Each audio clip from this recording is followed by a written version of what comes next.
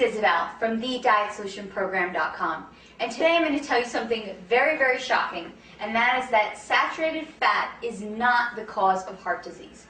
I know, you think I'm crazy because your doctor told you to stay away from anything with saturated fat, but I'm here to give you some facts that will show you how it's not the saturated fat that's causing all this heart disease, but it is the packaged, processed, sugar, refined foods that everyone is eating that is really causing an increased percentage in heart disease in our country today. So the simple fact is that before 1920, the incidence of heart disease was very, very low. And not until about 1950 did we see this increased rate of heart disease.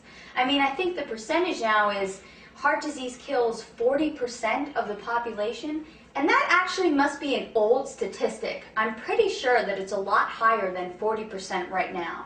So what happened between 1920 and 1950 that caused this increase in heart disease? Now, if the truth is that saturated fat is what's causing heart disease, we would assume that people now eat more saturated fat during that time.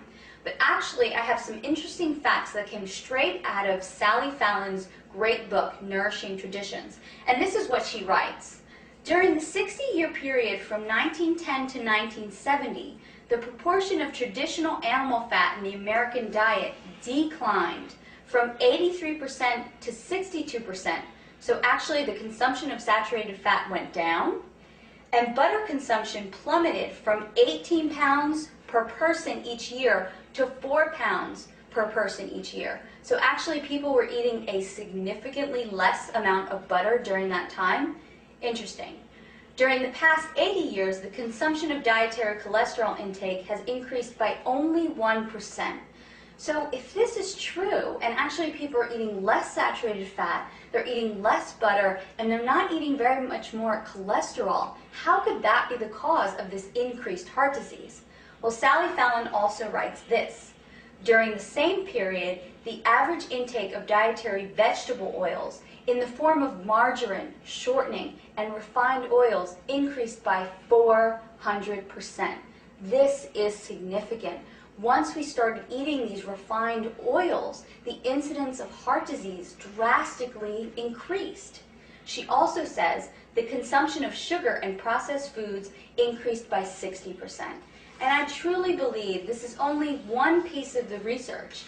People are eating way too many processed fake foods, tons of processed carbohydrates, tons of sugar, and even in my own practice, when I decrease these foods, people become much, much healthier. So taking these facts into account, it is not the saturated fat. It's not the healthy, organic, raw butter that you can cook with that's causing heart disease. It's not the unrefined organic coconut oil. It's not the natural grass-fed beef. These things are okay. And it's not the egg yolk that's giving you high cholesterol. It's these processed foods, it's cakes, it's cookies, it's tons of pasta, tons of bread that's causing the incidence of disease. To find out more information on how to take back your health and put together your own healthy meal plans, visit my website, thedietsolutionprogram.com today.